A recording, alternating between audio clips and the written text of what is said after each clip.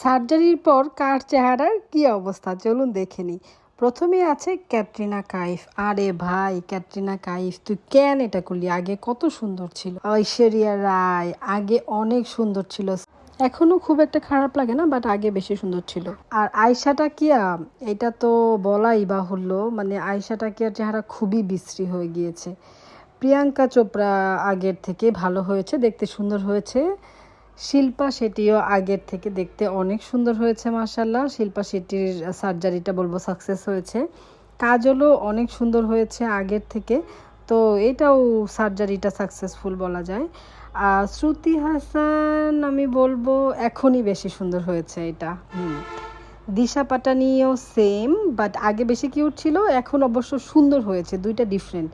জাহ্নবী কাপুর তো অনেক সুন্দর হয়েছে, একমাত্র জাহ্নবী কাপুরই আমার মনে হয় খুব ভালো হয়েছে ওর সার্জারি।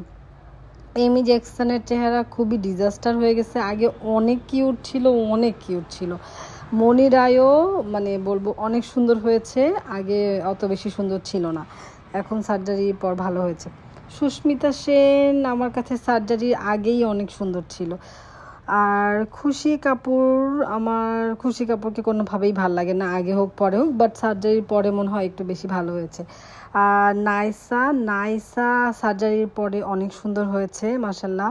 সানায়াও সেম, সার্জারির পরে আমার কাছে বেশি ভালো লাগে। আর কি আছে বানি কাপুর, বানি কাপুর আগে অনেক কিউট ছিল, আর এখন কি করছে। কমেন্টে জানিয়ে দিবেন কাকে আপনাদের আগে বা পরে কোন সময়টাতে বেশি ভালো লেগেছে।